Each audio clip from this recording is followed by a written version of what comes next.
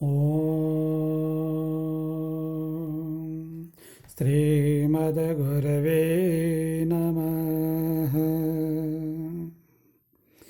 युक्त आहार विहारस्य युक्तचेष्टस्य कर्मसु युक्त स्वपन्नबोधस्य योगभक्ति दुःखः। आहार, आँखों का आहार। कल हमने बताया कि आँखों का आहार कैसे हो। आहार, आँखों का आहार जैसे बालक प्रहलाद ने किया। कुम्हारी के आवे में जैसे गोविंद के दर्शन किए तो कुम्हारी के चरण में गिर पड़ा और कहा, माँ बताओ ना माँ, ये क्या है, ये कौन सा मंत्र है माँ, बताओ ना माँ, ये कौन सा मंत्र है जो गोविंद के दर्शन हो रहे हैं। आंखों का आहार। आज प्रहलाद उस आहार को पाने के बाद उसके कदम गोविंद की तरफ बढ़ गए और उन्हीं आंखों के देखे हुए दृश्य के अनुसार प्रहलाद समस्त मुश्किलों के पश्चात भी, समस्त बाधाओं के पश्चात भी, राक्षस कुल में पैदा होने के पश्चात भी प्रहलाद गोविंद के चरणों के अनुरागी हो गए। युक्त आहार, आंखों का आहार कैसा हो। जैसे हमारी आंखें देखेंगी, जिस जिस दृश्य को देखेगी उस दृश्य की तरफ हमारे कदम, हमारा मन मस्तिष्क दौड़ा चला जाएगा। एक घटना है, हमारे भारतवर्ष की मुगल शासिका मेहरुन्निसा जो हज करने के लिए जा रहे थे और बीच में जाते जाते बीच में बांके बिहारी के मंदिर के पास पहुंची। लोगों के जन सैलाब को देखा, जन समूह को देखा, उस भारी भीड़ को देखा। पूछा, ये लोग यहाँ इतने एकत्रित क्यों हैं।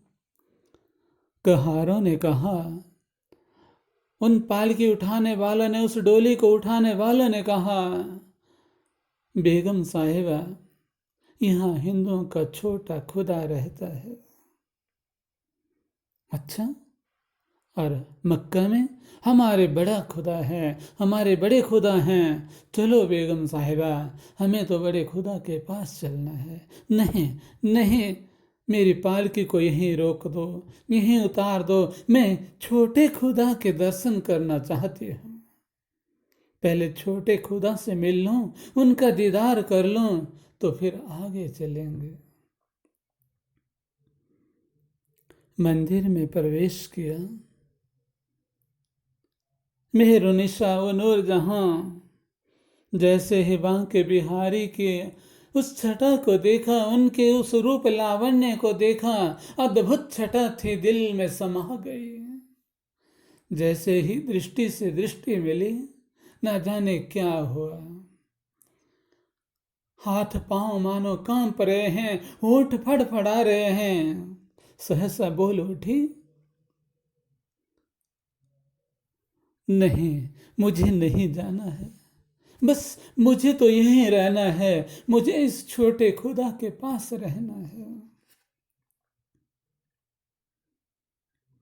आहार, युक्त आहार विहारस्य युक्त चेष्टस्य कर्मसु। आंखों का आहार कैसा हो। आज मेहरुन्निसा के कदम रुक गए। नहीं गई, हज करने के लिए नहीं गई। कह उठी, छोड़ दिया तेरे प्यार में ये दिल जाने, मैंने सब कुछ छोड़ दिया। ये कलमा छोड़ दी, कुरान छोड़ दिया। तुझे देखने के पश्चात ना जाने क्या हुआ, मैं बन गई हिंदवानी। आहार, आंखों का आहार कैसा हो। हम अच्छे अच्छे दृश्य देखें, हम अपने मन को उस तरफ ले जाएंगे, हमारा मन स्वतः ही चला जाएगा, ले जाने की बात नहीं। और हमारे मन का जाना ही हमारा विहार है, युक्त विहार है। इसी प्रकार कर्ण इंद्रिय का आहार क्या है।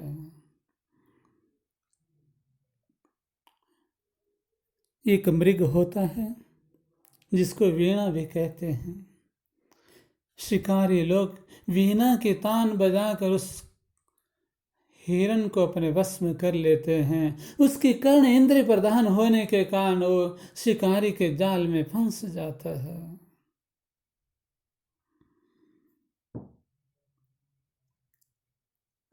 और हाँ, वो भी हैं जिन्होंने अपने गुरुदेव से भगवद नाम का श्रवण किया, उनका जीवन भव से पार हो गया। युक्त आहार, कानों का आहार कैसा हो। हम निंदा चुगली न सुने, घर घर की निंदा चुगली, घर घर का कचरा अपने कानों में न भरें। अपने कानों को अगर भरना है तो प्रभु नाम से भरो, प्रभु संकीर्तन से भरो। महर्षि वाल्मीकि से जब पूछा, भगवान राम ने पूछा, ऋषिवर हम इस वन में आए हैं, हमारे आने से यहाँ ऋषियों को कोई बाधा ना हो, हमारे यहाँ रहने से ऋषियों के लिए कोई कठिनाई ना हो, कोई तंगी ना हो, तकलीफ ना हो, हमें रहने के लिए युक्त स्थान बताएं। महर्षि वाल्मीकि ने कहा, प्रभु पहले तो ये बताओ आप कहाँ नहीं हैं। फिर कहा, प्रभु अगर आप रहने के लिए स्थान पूछते हैं ना, तो सर्वप्रथम इन कानों में आप बस जाओ, इन कानों में बस जाओ। इन कानों में आपका नाम गूंजता रहे और ये वाल्मीकि गुनगुनाता रहे। युक्त आहार, हमारे कानों का आहार कैसे हो, हमारी नासिका का आहार कैसे हो। हर जगह हम, हर स्थान में, हर पल में, हर क्षण में अपने बांके बिहारी की उस गंध को सूंघते रहें। जब गोपियों के पास उद्धव जी आए, वो वैजंती माला, वो बनफूल आदि पहन कर आए हैं, तो गोपियों ने कहा, हम जानते हैं आप हमारे प्यारे की उस माला को पहन कर आए हैं। उद्धव जी चौंक गए और पूछा, आप कैसे जानते हैं। कहा, अपने प्यारे की गंध उसे कौन भुला सकता है। हमारे तो नाक में बस गए है उद्धव, अपने प्यारे की गंध हमारे नाक में बस गई है।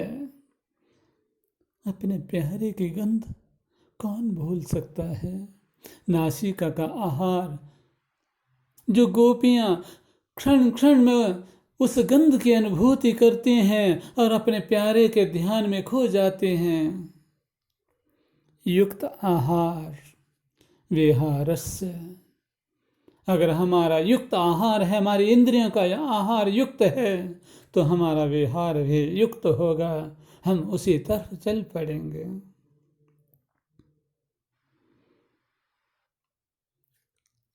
रसना इंद्रिय, रसना इंद्रिय का आहार, ये षड रस ही रसना इंद्रिय का आहार नहीं है। ये तो पेट की आपूर्ति के लिए है, उदर पूर्ति के लिए है।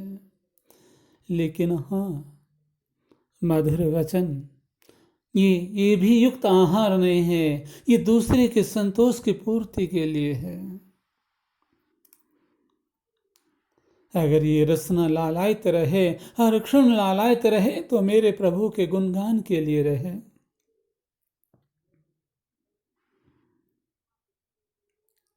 मेरे प्रभु के गुणगान के लिए रहे।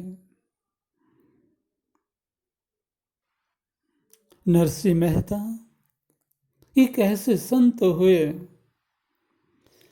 जो बस बड़े मधुर गीत गाते थे, बड़े मधुर भजन गाते थे, विठ्ठल के बड़े सुंदर सुंदर बड़े मन भावन भजन गाते थे। एक समय वो भी आया उनके भजन सुनने के लिए भगवान स्वयं चल कर आते थे और कहते थे, बाबा हम तुम्हारी बैलगाड़ी को ठीक कर देंगे, बदले में तुम हमें भजन सुना दो, बदले में तुम हमें भजन सुना दो। युक्त आहार, रसना का आहार कैसा हो?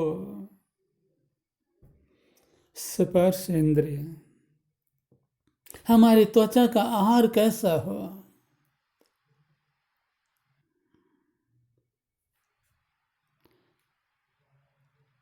जो व्यक्ति जिनका नाम सूरसेन था, कोई कहता था, किसी ने मंगल सेन बताया, किसी ने सूरचंद्र सेन नाम बताया, बाद में जिनका नाम पड़ा भक्त सूरदास जी। भक्त सूरदास जब नेत्र विहीन हो गए, जब उन्होंने अपनी आंखों को जला दिया, वो भक्त सूरदास जी एक अंध कुएं में गिर गए। भगवान कृष्ण के ध्यान में है, कुएं है तो क्या है गोविंद, तू भी यहां मिलेगा। एक दिन की बात है, कोई बाल गोपाल आए, उन्होंने देखा कुएं में कोई गिरा है, पुकारा, जोर जोर से पुकारा, कौन हो? कहा मुझे निकालो, मैं कुएं में गिर गया हूं। भला छोटे छोटे बालक क्या करते, असमर्थ थे, लेकिन मेरे गोविंद आए और लकुटिया बढ़ाए, कहा बाबा तुम कौन हो? बाबा मैं आपको कुएं से निकालने की चेष्टा करता हूँ, प्रयत्न करना चाहता हूँ, लो लो बाबा ये लकुटिया पकड़ लो, मेरी लकुटिया पकड़ लो। अरे ध्यान से पकड़ना बाबा। जैसे ही सूरदास जी ने उस छड़ी को पकड़ा, एकदम जोर का झटका लगा, छड़ी हाथ से छूट गई और बालक खिलखिला कर हंसने लगा।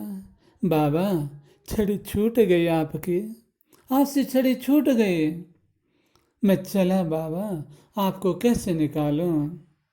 रो पड़े सूरचंद्र सेन जी, वो सूरदास जी रो पड़े। फिर एकदम कहा, मर्द मैं तब मानूं, मर्द मैं तब मानूं अगर इस दिल से निकल कर जाए। अरे हाथ छुड़ा कर जा रहा है, हाथ छुड़ा कर जा रहा है तो क्या है? स्पर्श इंद्रिय। युक्त आहार विहारस्य युक्त चेष्टस्य कर्मसु। हरि ओम। जय श्री गुरुदेव।